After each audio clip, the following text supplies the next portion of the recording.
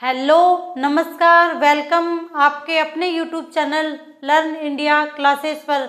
रख हौसला वो मंजर भी आएगा, प्यासे के पास चलकर समंदर भी आएगा।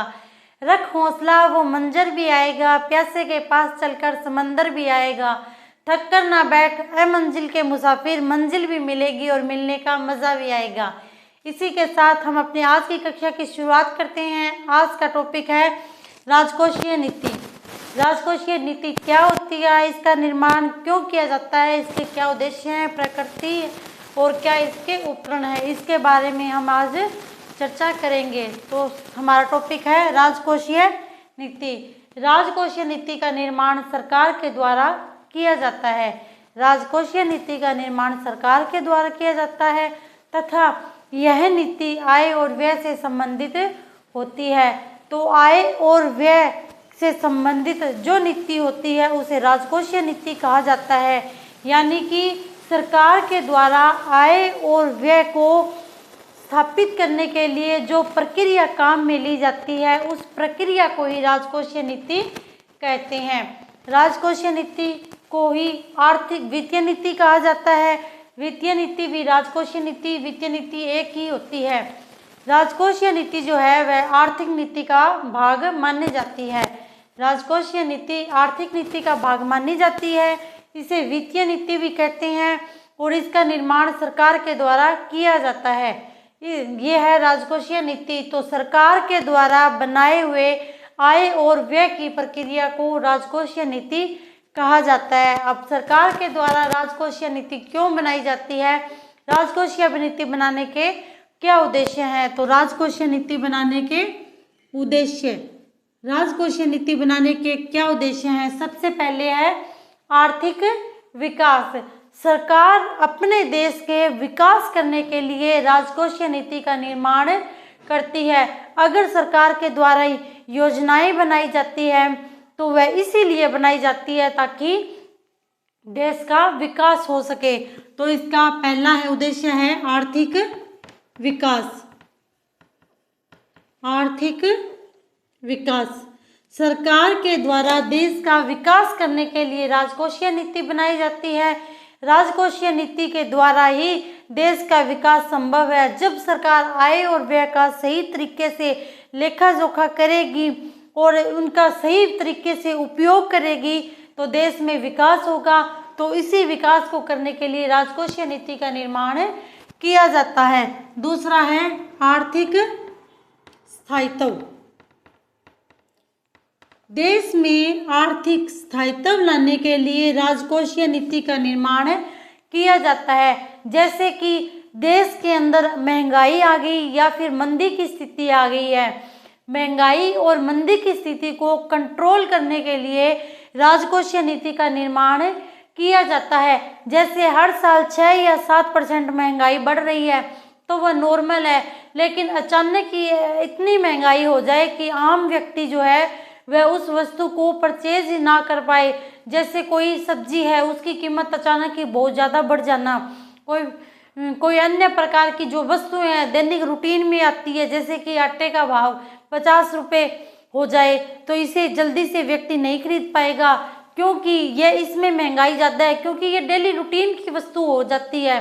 तो इसमें स्थायित्व लाने के लिए सरकार के द्वारा राजकोषीय नीति का निर्माण किया जाता है। तीसरा है जीवन स्तर में सुधार करने के लिए। जीवन स्तर में सुधार करने के लिए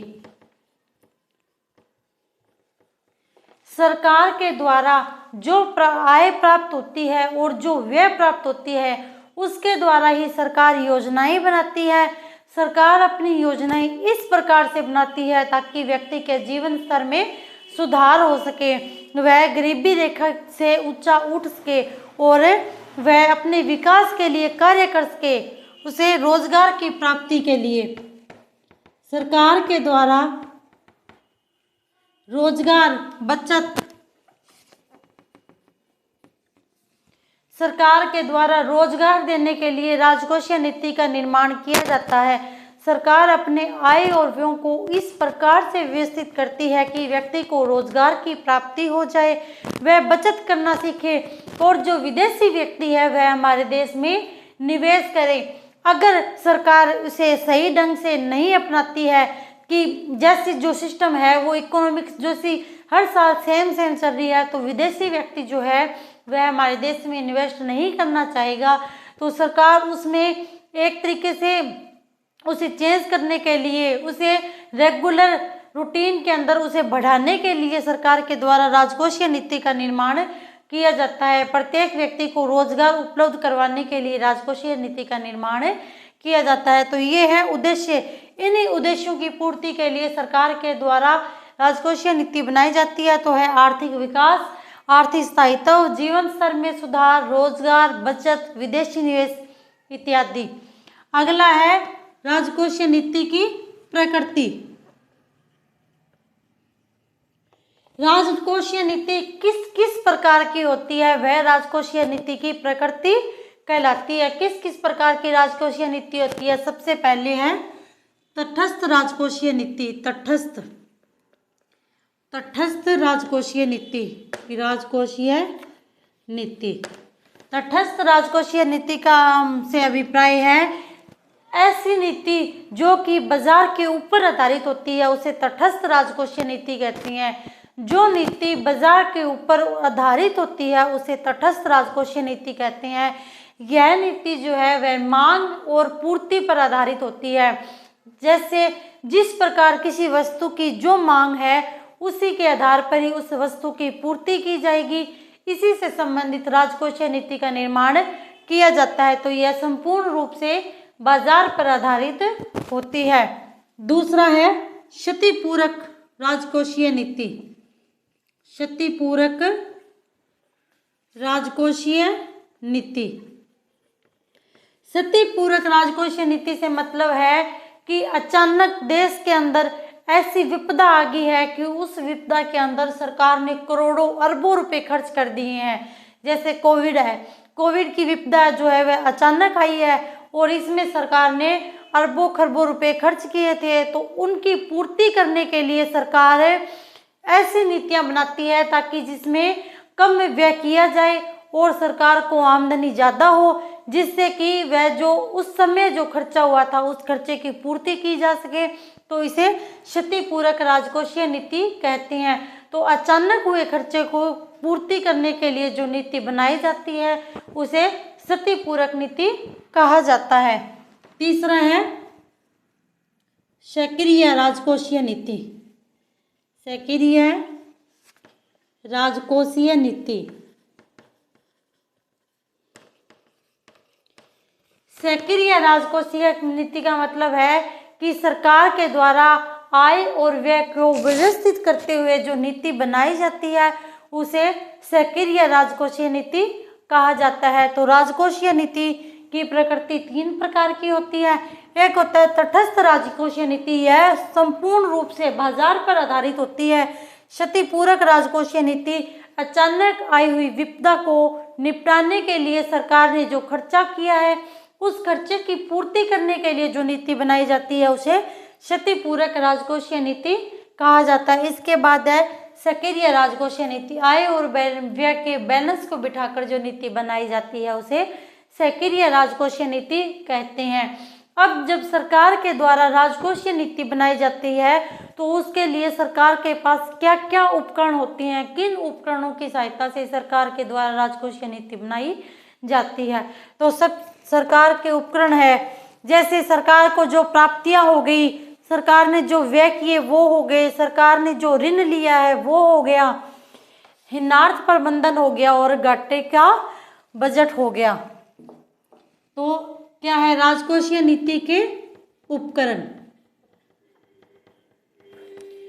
राजकोषीय नीति के क्या क्या उपकरण है? सबसे पहले है सार्वजनिक प्राप्तियां। सार्वजनिक प्राप्तियां सरकार को किन किन चीजों से आय प्राप्त होती है वह सरकार की सार्वजनिक प्राप्तियां कहलाती है। सरकार को 2 तरीकों से आय प्राप्त होती है। पहला तो है कर से और दूसरा एक टैक्स से, एक नॉन टैक्स से। टैक्स के द्वारा सरकार को आय काफ़ी मात्रा में प्राप्त होती है। और सरकार को टैक्स के अलावा जैसे कि ब्याज हो गया, सरकार ने कोई विनियोग कर दिया, इन पे जो ब्याज हो गया, विनियोग पे ब्याज हो गया सरकार को, जैसे कोई सरकार को किसी ने अनुदान दे दिया, तो अगर सरकार ने विनिवेश कर दिया यानी कि कोई किसी हिस्से को बेच दिया, किसी कंपनी के किसी हिस्से को बेच दिया, तो वो विनिवेश होता है। तो इससे सरकार को जो आय प्राप्त होती है वह तो होती है नॉन टैक्स आय, और जो नॉन टैक्स इनकम होती है, और जो सरकार को टैक्स से इनकम प्राप्त होती है वह होती है टैक्स इनकम। तो सरकार को जो प्राप्तियां होती है उन्हें सार्वजनिक प्राप्तियां कहा जाता है। इन्हीं प्राप्तियों के आधार पर ही सरकार अपने बजट का निर्माण करती है। जब सरकार को यह नहीं पता होगा कि हमें आय कितनी होगी, तो सरकार व्यय और ऋण के लिए सही तरीके से कार्य नहीं कर पाएगी। तो पहला है सार्वजनिक प्राप्तियां। पहले सरकार अपनी प्राप्तियों को देखती है, उसके बाद सरकार क्या करती है, सार्वजनिक व्यय करती है। सार्वजनिक व्यय करती है। सरकार सार्वजनिक व्यय कैसे करती है कि सरकार ऐसे देखती है कि देश के अंतर्गत किस प्रकार से योजनाएं बनाई जाए, किस प्रकार से कार्य किया जाए कि व्यक्ति के जीवन स्तर में सुधार हो सके।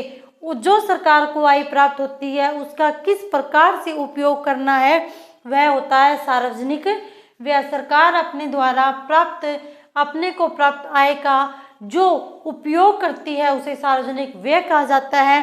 तीसरा होता है सार्वजनिक ऋण। सार्वजनिक ऋण सरकार को जो आय प्राप्त होती है और जो सरकार व्यय करती है तो उसके जो अंतर को सार्वजनिक ऋण कहा जाता है। यानी कि सरकार को इनकम तो हो रही है 100 रुपये की, लेकिन सरकार खर्चा कितना कर रही है, 120 रुपये का। तो जो 20 रुपये हैं, सरकार के पास जो 20 रुपये हैं वह उन 20 रुपयों की पूर्ति करने के लिए सरकार या तो लोन लेगी या फिर नए नोट छापेगी। तो जो सरकार लोन लेती है उसे सार्वजनिक ऋण कहा जाता है। जो सरकार लोन लेती है वह अपने देश से भी ले सकती है और अन्य देशों से भी ले सकती है। अगर अपने देश से लोन लेती है तो सरकार आरबीआई से लेती है, और अन्य देशों से अगर सरकार लोन लेती है तो वह आईएमएफ के द्वारा लेती है। तो ये होता है सार्वजनिक ऋण। जब व्यय आय से ज़्यादा हो जाते हैं, यानी कि आमदनी तो होती है 98 और खर्चा रुपया होता है, तो जो व्यय है वह आय से ज़्यादा हो जाते हैं, तो सरकार उनकी पूर्ति करने के लिए ऋण लेती है, जिसे कि सार्वजनिक ऋण कहा जाता है। चौथा है हीनार्थ प्रबंधन। हीनार्थ प्रबंधन। अब हीनार्थ प्रबंधन क्या होता है? हीनार्थ प्रबंधन जब सरकार व्यय ज़्यादा होने पर, यानी कि आय से ज़्यादा अगर सरकार को व्यय होती हैं, उन व्ययों की पूर्ति करने के लिए सरकार लोन न लेकर नए नोट छापती है, तो इसे हीनार्थ प्रबंधन कहा जाता है। यानी कि सरकार को इनकम हो रही है 100 रुपये की, लेकिन खर्चा 120 रुपये का हो रहा है, तो जो 20 रुपये जो हैं उनका सरकार लोन नहीं लेती है, बल्कि उन 20 रुपयों की पूर्ति करने के लिए सरकार ने नोट छापती है। उस प्रक्रिया को हीनार्थ प्रबंधन कहा जाता है। और अंतिम जो है वह है घाटे का बजट। घाटे का बजट ऐसा बजट जिसमें व्यय ज़्यादा हो और आय कम हो, उसे घाटे का बजट कहा जाता है। जिस बजट में व्यय ज़्यादा होते हैं और आय कम होती है उसे घाटे का बजट कहा जाता है।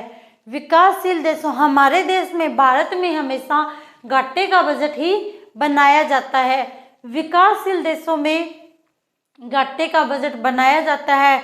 घाटे का बजट बनाने के द्वारा कारण ही वह विकासशील जो देश है वह विकसित देशों में जाएगा। या अगर सरकार जितनी आय है उतने का ही बजट बना लेती है तो वह संतुलित बजट होता है। लेकिन वह बजट जो होता है ना, इससे सरकार को अपेक्षा नहीं रहती है कि हमारे पास खर्चा है तो हमारे ऊपर लोन है। अगर सरकार के ऊपर लोन नहीं होगा तो वह कार्य को इतने सही ढंग से नहीं कर पाती है, वह संसाधनों का सही तरीके से उपयोग नहीं कर पाती है। उन्हें पता है भी हमारे पास हमारे ऊपर कोई कर्जा तो है नहीं, लेकिन जब ऊपर कर्जा होता है, जब लोन होता है खुद के ऊपर, तो जो सरकार के पास जो संसाधन है उनका सही तरीके से उपयोग कर पाती है। इसीलिए घाटे का बजट बनाया जाता है। तो सरकार के द्वारा राजकोषीय नीति के लिए 5 उपकरण होते हैं। सबसे पहले होती है सार्वजनिक प्राप्तियां, उसके बाद है सार्वजनिक व्यय, सार्वजनिक ऋण, हिनार्थ प्रबंधन और अंतिम है घाटे का बजट। इसी के साथ हम अपनी आज की कक्षा को विराम देते हैं। Okay, thanks, like, share, subscribe. जय हिंद, जय भारत।